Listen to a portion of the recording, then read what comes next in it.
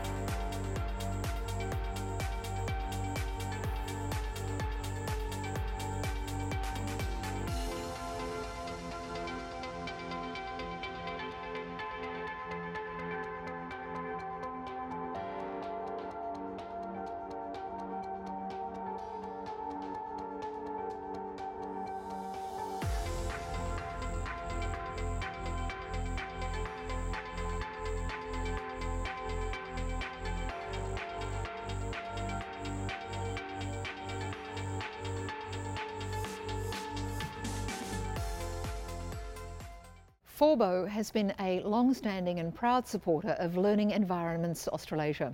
With over 150 years of experience, Forbo Flooring Systems is a trusted and global supplier of high-quality floor coverings. Forbo offers total solutions and focuses on sustainable flooring, functionality and design, with a vision to become a global leader in commercial flooring systems by creating sustainable solutions for our customers. Forbo would like to take this opportunity to thank LEA and its members for their ongoing support. Hello, my name is Andrew Ford from Forbo Floor Coverings. Forbo has been a long-standing and proud supporter of Learning Environments Australasia.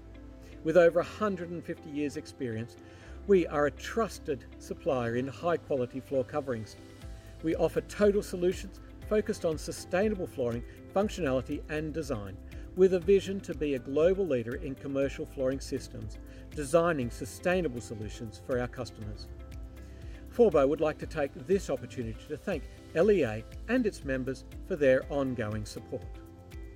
The Learning Environments Australasia Awards for Excellence in Education Facility Design are an incredible opportunity to identify and celebrate the best and most innovative examples of contemporary learning spaces. Now this year, there are a total of 122 entries from across Australia, New Zealand and Singapore. 37 more entries than last year. So thank you to all of the entrants and thank you for sharing your projects and knowledge with us. The projects have been entered into 8 different categories and they're judged using specific assessment criteria. The intent of these categories is to be able to recognise and compare similar types of projects in their scope, complexity and scale. Thank you as well to the 18 volunteer jury members who spent many weeks assessing these entries. Now these judges are architects, educators, academics, building professionals and education facility planners who've used their expertise in judging. All of them have commended the excellent calibre of the entries in this year's awards, and it's been a challenge for them, as you're going to see.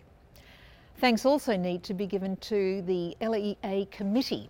Again, all of them volunteers, and they've contributed a lot of spare time and not so spare time to bring the LEA members and sponsor events such as this. The 2020 Contemporary Learning Spaces book, which features each project entered into these awards, is also available for purchase from the LEA website. But now on to the awards announcements. First we'll introduce each category and its judges and then announce the commendations and then winners of each category. The winner from each of the 8 categories is then judged for the overall winner, and that's done by a separate judging panel. This will be announced at the conclusion. To category 1, and this first category is new construction, entire new educational facility. And this category is for new educational facilities on a new site or campus. Now these new projects often involve master planning and provide for initial infrastructure. They may often be the first significant community buildings within a new suburb. There were 19 entries in this category. The judges were Jane Harrison from New South Wales, Julia Atkin, also from New South Wales, and Murray Robertson from New Zealand. In this category we have 4 commendations and 1 winner. Commendations have been awarded to Richmond High School in Victoria by Hayball,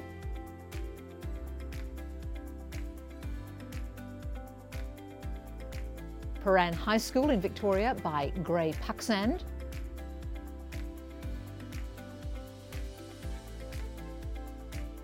Adelaide Botanic High School in South Australia by Cox Architecture and Design,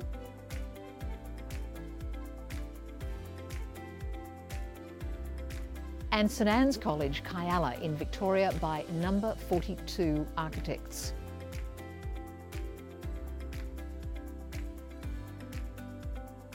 The winner for the category of New Construction, Entire New Educational Facility is the University of Waikato Taronga CBD Campus in New Zealand by Jasmax. The judges had this to say: the University of Waikato Taronga campus is a stunningly elegant building that achieves its stated vision to deliver a foundational university building in Taronga, and in so doing grounds the project in its sense of place and people. It exhibits a simplicity in its solution to a complex technical brief with a rich layering. Congratulations to Jasmax and the University of Waikato. To category 2, and this next category is New Construction, New Individual Facility over 8 million Australian dollars. This category is for the new building or facilities built into an existing campus or school and valued over $8 million. And there were 20 entries in this category. The judges for this category were Madison White from Queensland, David Tardoff from New South Wales, and John Augerie from France. There are 2 commendations and 1 winner. The commendations are awarded to Methodist Ladies College, Nicholas Learning Centre in Victoria by McEldowie Partners,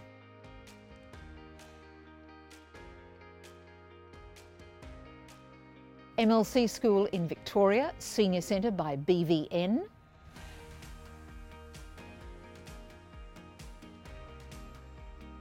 and the winner of Category 2, New Construction or New Individual Facilities over 8 million Australian dollars, is Ormiston College, Centre for Learning and Innovation in Queensland by BSPN Architecture. The judges described this project as the result of an extensive, consistent and forward-looking planning process that set key directions for the upcoming Centre for Learning and Innovation to serve not only teachers and students, but also the whole community. This facility has become the epicentre of the college. Congratulations to BSPN Architecture and Ormiston College. To Category 3, and this is for New Construction, New Individual Facility or facilities under 8 million Australian dollars, and there were 25 entries. The judges for this category were Chris Scoble from Victoria, Greg Chambers from New South Wales, and Phan Pit Lee from Singapore. There's 1 commendation and 1 winner. Commendation is awarded to La Valla Maris College, Bendigo in Victoria by Y2 Architects.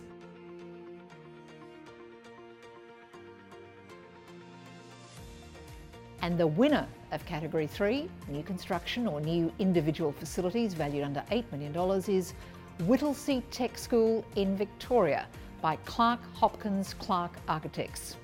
The judges for this category said the dedicated STEM facility at Whittlesea Tech provides state-of-the-art facilities for the local schools to come into an environment that facilitates and inspires innovation.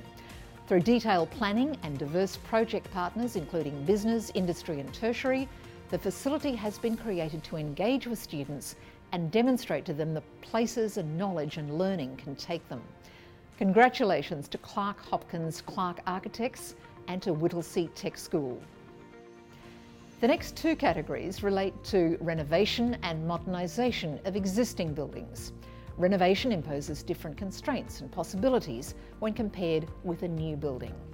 Category 4, and this is for renovation and or modernisation valued at over 5 million Australian dollars. There were 13 entries in this category, and the judges were Natalie Gray from Victoria, Cassie Stronach from New South Wales, and Paul Steed from Western Australia. There are 2 commendations and 1 winner in this category. A commendation is awarded to Lindfield Learning Village Stage 1 in New South Wales by Design Inc. with Lacoste and Stevenson and BMC2 as architects in association. The second commendation is awarded to St Paul's College Modernisation in Victoria by Clark Hopkins Clark Architects.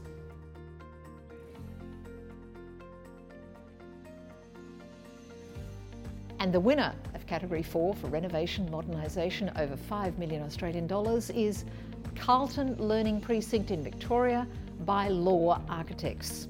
The judges said equity and unity were clear objectives of the project team in this exemplar project. The Carlton Learning Precinct leaps forward as a community builder, incorporating early learning, primary education, family services, a community hub, as well as informal recreation and social gathering spaces. The 3-storey building creates opportunities to balance connectivity with places of particular relationships. So congratulations, LEA Architects and Carlton Learning Precinct. To Category 5, and this is for renovation modernisation valued at under 5 million Australian dollars, and there were 14 entries in this category. The judges were Natalie Gray from Victoria, Cassie Stronner from New South Wales, and Paul Steed from Western Australia. There are 2 commendations and 1 winner. A commendation is awarded to William Angliss Institute's Sydney campus in New South Wales by Gray Pucksand. The second commendation is awarded to University of Melbourne, Kwong Lee Dow Centre in Victoria by PTID.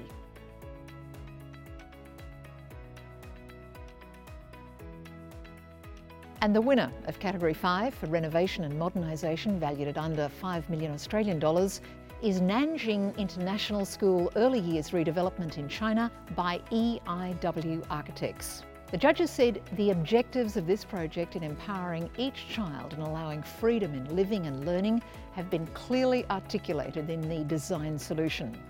The planning process applied universal terms related to natural experience to develop a common understanding of the purposes of both connection and relationship spaces. The terms are aspirational and set the tone for nurturing development of the project and the people during the process as well as the completed place. Congratulations to EIW Architects and the Nanjing International School. To Category 6, and this is for small projects valued at under 2 million Australian dollars, and there were 12 entries in this category.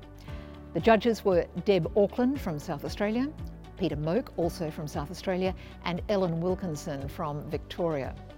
There are 2 commendations and 1 winner in this category. A commendation is presented to St Dominic's School STEAM Centre in Victoria by Minx Architecture. A commendation is also presented to Walford Anglican School for Girls Ellen Benham Science Centre in South Australia. That's by Matthews Architects.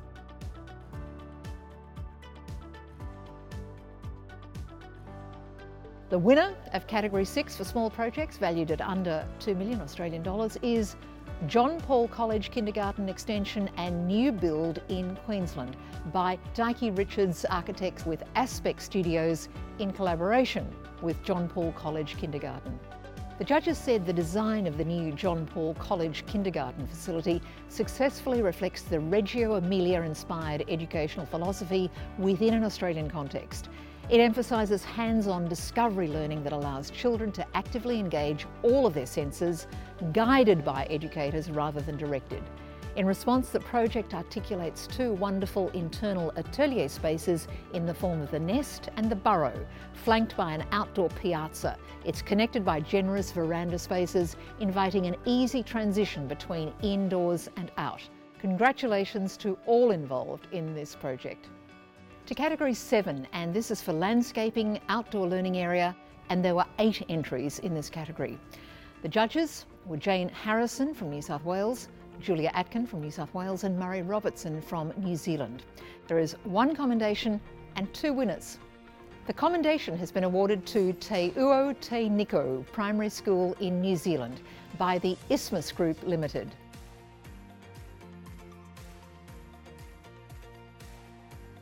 The The first winner is Rafiti School Outdoor Learning Areas Development in New Zealand by Rafiti School and Camo Marsh Landscape Architects. The judges said Rafiti School's achievement demonstrates the possibilities of what a high-quality learning landscape can offer. Critically, the brief looked to develop the school's cultural narrative and investigate how landscape can be a calming space to deal with the stresses of a post-earthquake Christchurch. A rich landscape has been created with a wondrous range of learning and unprescribed play opportunities, a strong sense of place and identity for the school and reflective of their culture, location, ecology and climate. The second winner in this category is Caloundra Christian College Primary School in Outdoor Spaces in Queensland by Green Edge Design Consultants. The judges had this to say: the Caloundra Christian College Primary School outdoor spaces are expertly designed to provide multiple formal and informal learning opportunities in a restricted space. The clever design maximises the opportunities that outdoor spaces can provide. It has a noticeable impact on students' social awareness, ability to face challenges, enjoyment of free and imaginative play, hands-on gardening projects as well as practical STEM activities. Congratulations to both winners. Our final category is Category 8, an innovative education initiative. Submissions can be either buildings and/or programs that demonstrate innovation in learning environments, and there were 11 entries in this category. The judges were Deb Auckland from South Australia, Peter Moak from South Australia as well, and Ellen Wilkinson from Victoria. There's one commendation and one winner. The commendation is awarded to What Works in STEM Works synthesis document by Notosh in collaboration with the Department for Education in South Australia.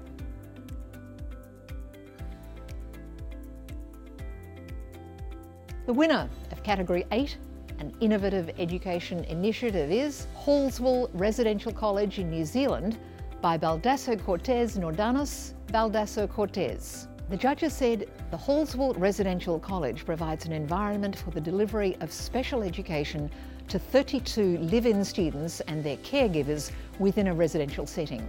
The innovative project recognises and reinforces the crucial role a supportive home environment plays in successful engagement in learning, providing a safe environment where being part of a community contributes to stabilising behaviour, building life skills, enhancing well-being and readiness to learn. Congratulations to the team.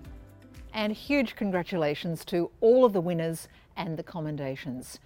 The overall winner is selected from the winner of each category. Just to expand on these again, they were in Category 1, New Construction, Entire New Educational Facility, the University of Waikato, Taronga, CBD Campus, New Zealand by Jasmax.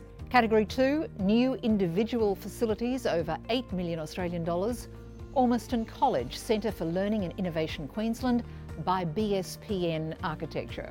Category 3, New Individual Facilities under 8 million Australian dollars, Whittlesea Tech School in Victoria by Clark Hopkins Clark Architects.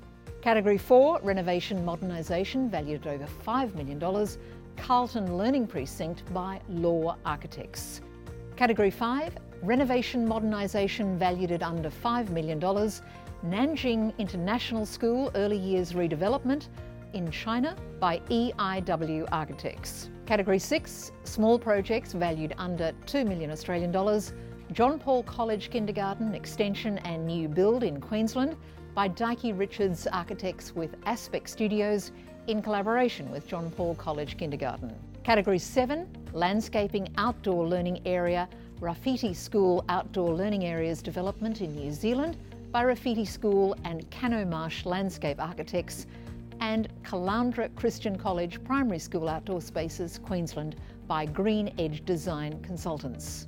Category 8, an innovative education initiative, Hallsville Residential College, New Zealand by Baldasso Cortez Nordanos Baldasso Cortez. Well, congratulations. And of course now it's time to move on to the overall winner. I'm now pleased to introduce Dr. Kelly Frith, the chair of the overall judging panel. So Kelly, give us an idea of the submissions this year. They were a wonderful range, Maxine, right the way from early childhood education facilities through to university buildings. And we were really impressed by the depth of investigation that the design teams undertook in collaboration with their education clients, and the deep understanding that they developed of the needs of specific learning communities, as well as an awareness of what other education institutions are doing out there, and it shows in the wonderful design solutions they came up with. So that must mean the judging process must have been pretty challenging. It definitely was. Because of the high calibre of all of the entries, deciding an overall winner was difficult. All of the entries responded very well to the criteria, but 2 of them really stood out. And both of them make a significant contribution to learning facilities design practice, and because they challenge what's expected, and they also design and deliver environments that positively influence the experience of students and teachers, as well as the broader communities in which they belong. So we've got 2 winners. Tell us the first one. Our first winner from category 4, renovation modernisation projects valued over $5 million Australian dollars, is Carlton Learning Precinct by LEA Architects. Thanks, Kelly. Well, the judges had this to say. The Carlton Learning Precinct is an outstanding transformation of a prominent but unappealing and underutilised corner school site into a new model for whole of early years health, wellbeing and education.